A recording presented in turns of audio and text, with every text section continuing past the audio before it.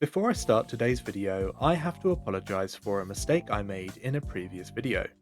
In my Does Hera Have a Weakness video, I stated that in order to get Hera to play Hindustanis on a Nomad map, you'd have to resort to hypnosis. It turns out that's not true, and all you really have to do is create a video telling Hera that his weakness is Hindustanis on Nomad maps and he'll play them in an A-tier tournament semi-final against the Viper with the Spanish and with thousands of dollars on the line. Welcome to Civs Maps episode 2, and today we'll be looking at which civilizations and players dominate hybrid maps in S-tier tournaments. Hybrid maps can most easily be identified by their inclusion of both land and water, but there are some important distinctions to be made with hybrid and water maps.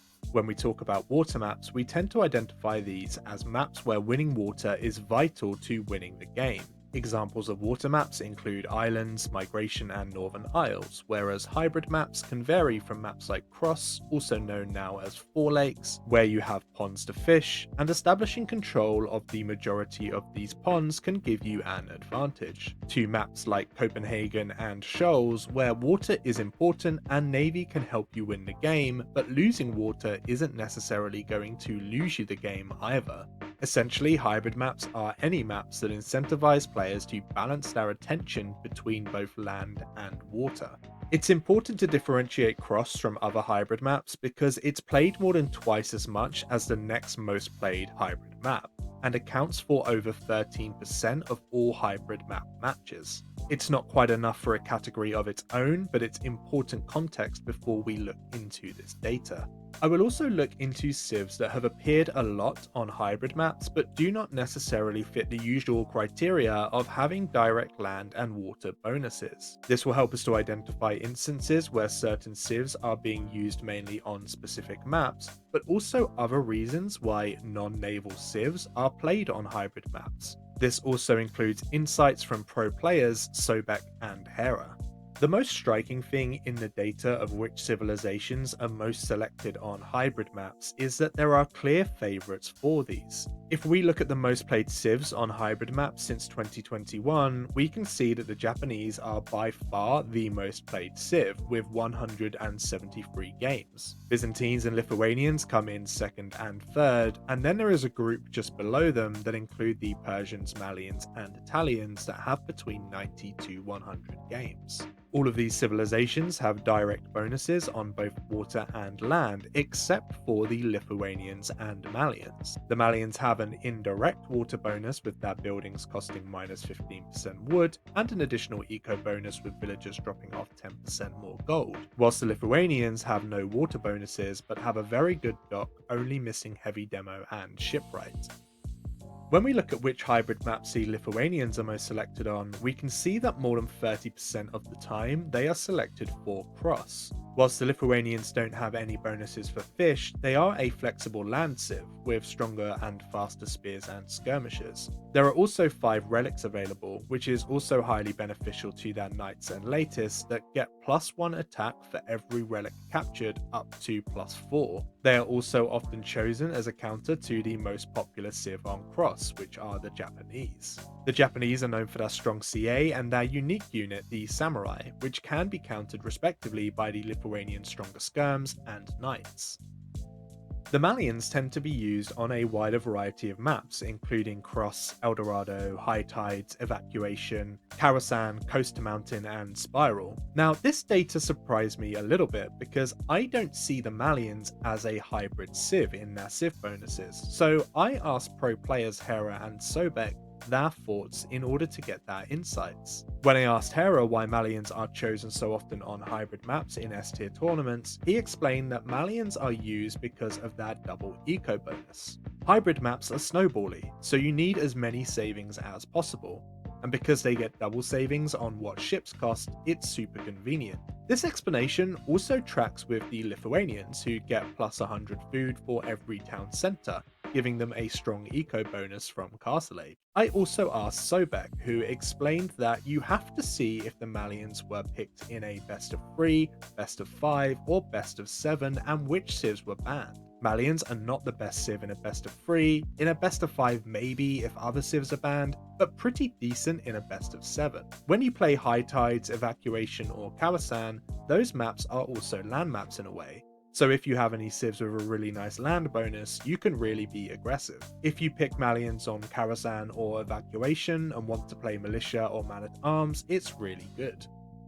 These insights are so interesting, and they point to the theme of taking control of the game and establishing an advantage as early as possible to get the snowball rolling. There are also many other civs that fall into the top 20 most played who have a high win rate on hybrid maps that I wanted to take a look at. If we look at the top 20 most played hybrid map civs sorted by win rate, we can see some other civs that are not generally known for their naval play. The first is the Maya, who have only been played 32 times, which is 17th most played, but they are quite evenly distributed across a variety of maps including Copenhagen, Ghost Lake and Golden Swamp. Mayans also have an early eco bonus of having extra villagers and resources lasting 15% longer. When we look at the Chinese, we can see that they're generally used on Houseboat, Eldorado and Ghost Lake. Houseboat and Eldorado both start with a TC on a pond, so playing Chinese makes sense, as shorefish are one of the fastest collecting food sources, which means that players will deal with much less idle TC time in Dark Age and go into the early game with a strong villager lead. They also have +7 line of sight on their town centres, which allows them to easily see any potential sneak docks on their starting pond. Ghost Lake is arguably not even a hybrid map at all. Aside for some small ponds with fish, most of the lake is frozen, which means it's borderline just a semi-open land map.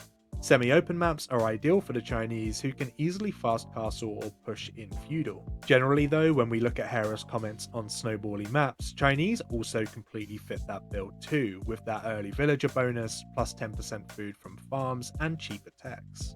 Finally, when it comes to the Britons, the majority of their usage has been on Golden Swamp. Their cheaper town centres allow for early control of the central gold, and their archers can gain map control. But again, following Hera's logic, they also have faster working shepherds, meaning another civ with an early eco bonus. Their dock isn't bad either, only missing elite cannon galleon. This type of context helps us to understand why certain civs appear on hybrid maps quite often, despite not being obvious choices. Even when a map features both land and water, there are multiple other factors in playing civilizations on specific maps. When we look at the other top 10 most played civs on hybrid maps, they all have strong eco bonuses that would help them to snowball. Japanese have cheaper eco buildings and faster working fishing ships. Byzantines have cheaper Imperial Age and cheap units. Persians have faster working TCs and docks and start with +50 food and wood. Italians have cheaper fishing ships and advancing to the next age costs -15%. Mongols harvest hunt 40% faster. Dravidians get +15 carry capacity on fish and +200 wood when advancing.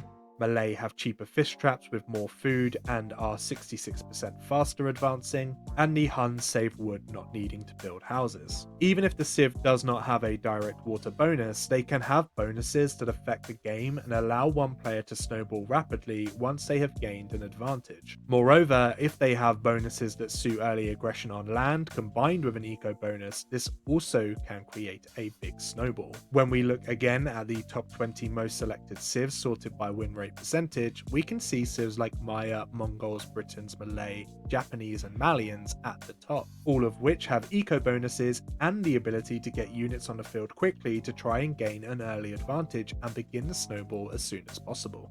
I also wanted to look at common matchups on hybrid maps. The most common matchups include some combination of Japanese, Lithuanians, Malians and Byzantines. In these head-to-heads, they're pretty even on average.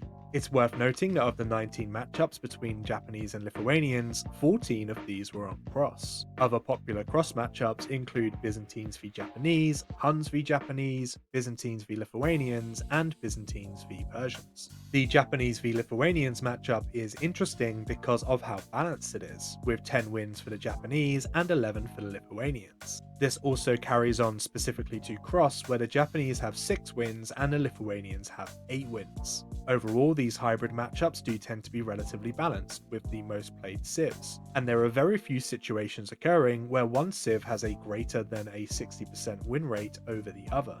One of these occurrences include Japanese v Persians, which the Japanese dominate 11 wins to 4. I looked into this data to see if there was any specific reasons for this, like were these just mismatches on a player level, but the 4 times where Persians beat Japanese, the winners were Yo versus Doubt, Hera vs Hart, Tato v Freakin' Andy, and Classic Pro vs Bars. I think in at least 3 out of 4 of those games, those are the expected winners. Whereas for the Japanese wins, the matchups are more even, and the underdog actually has some wins there. Examples include Jordan beating Yo, Freakin' Andy defeating Leary, and Yo defeating the Viper. When we look at these specific maps too, we see that these wins are also spread across various hybrid maps, indicating that the Japanese are just the stronger Civ here on these map types. There is some interesting data here that gives us some indication to specific Civ counters. We've already seen the Japanese dominating the Persians, but the Persians dominate the Dravidians. Then from there, the Dravidians dominate the Italians, and the Italians dominate the Lithuanians. The Lithuanians dominate the Huns, and so on and so forth in this extreme version of rock, paper, scissors.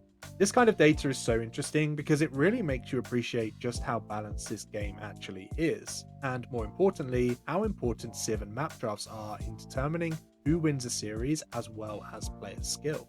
What about the player base then? Well, most players have a solid grasp on their best civs in hybrid maps, as we can see by comparing games played versus games won, where the players are tracking above 60%. Outliers to this include Doubt not having much luck with the Japanese, and ACCM really struggling to get a tune out of the Byzantines. We also again see some brutal Hera dominance with his 10 out of 11 wins on hybrid maps with both the Armenians and the Mongols.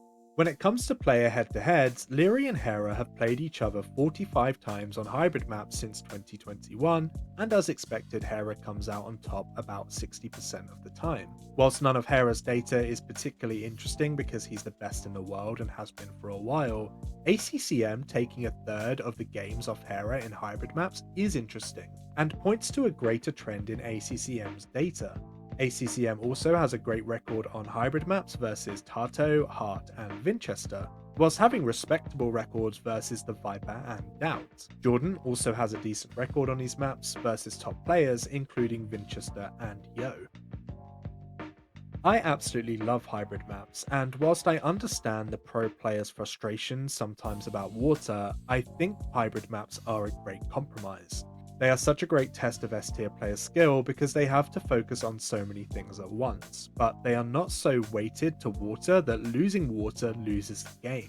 It really takes so much strategic skill to win hybrid maps from the initial Civ draft through to the late game. I personally find these maps the most entertaining when I watch tournaments, and so this was a lot of fun to dive into. It will also be interesting to see how the data changes over the next few years following the changes to docks next year. Please let me know in the comments which map type you want me to explore next. The remaining choices are water maps, open maps, closed maps, nomadic maps, and chaotic maps. Thank you to Hera and Sobek for providing their insights for this video, and thank you for watching, and don't forget to like, comment, and subscribe to support the channel so I can produce more of this content.